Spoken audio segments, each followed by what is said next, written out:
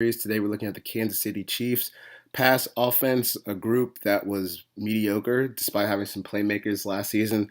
They were seventh in completion percentage, eighth in interception percentage, but only 24th in yards per completion. And if you've been following football and the Chiefs and Alex Smith's career so far, this is kind of the offense that he uh, chooses to run, how he chooses to play quarterback, where they run a lot of short passes and they don't really give their playmakers that big of a chance to get down the field, but they do have some explosive guys. And I think the first guy that comes to mind last season was Tyreek Hill. We all know about his checkered past, but when he's on the field, he's one of the most explosive players in the NFL. He continually puts that 4.2 speed he showed at his pro day on the field, and there's a reason why he was a highly touted recruit coming out of high school and was committed to play at Oklahoma State.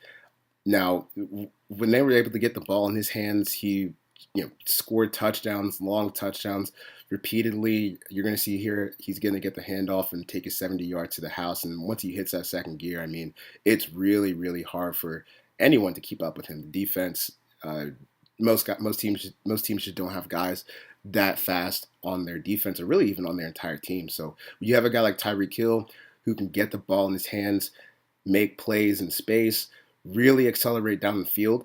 He's just a really valuable weapon for the offense to have.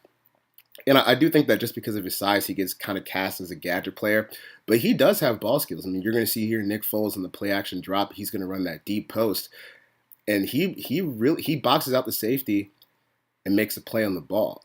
And you usually don't see guys that are 5'9", 5'10", a buck 80 making plays on the ball like that. The only other guys that come to mind are like Antonio Brown, Deshaun Jackson, and I think that he's in that ilk of playmaker where you don't have to keep it in the short game. You can really throw it deep, but the Chiefs just weren't able to do that last year. And obviously Travis Kelce is a spectacular tight end.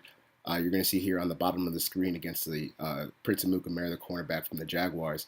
When you have guys like this size, this big, that can really run, it puts stress on the defense. And Travis Kelce, he made plays in the short game and the long game. And when you have that type of athlete, you really want to be able to unlock these guys and get them to be able to play downfield. And Alex Smith, he just kind of is who he is, and that's never going to be the player the player archetype that he follows. So they traded up to the 10th overall pick with the Buffalo Bills to get Patrick Mahomes from Texas Tech.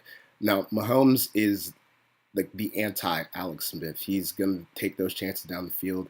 He's going to be your prototypical gunslinger quarterback. Now, he does have some raw elements to his game. You're going to see here, most like plays like this usually don't really happen in the NFL unless you're just playing against a poor defensive line with spectacular offensive line play where you have this much time to kind of run around and make something happen. But he's not going to give up on plays. He's not going to quit. And he is always looking to find that big play downfield, even if it comes at the detriment of his accuracy on the ball or his footwork isn't always clean. But the thing with his footwork is that even when his footwork's not clean, he's still getting these balls where they need to be. And I do think he's going to have a little bit of a transition coming in just because he needs to kind of rein in his play, but the potential's through the roof. And I think that he's going to be able to give them a spark if he does see the field this year. So we'll be back with the Raiders soon, and we'll be powering on to the NFC West after that.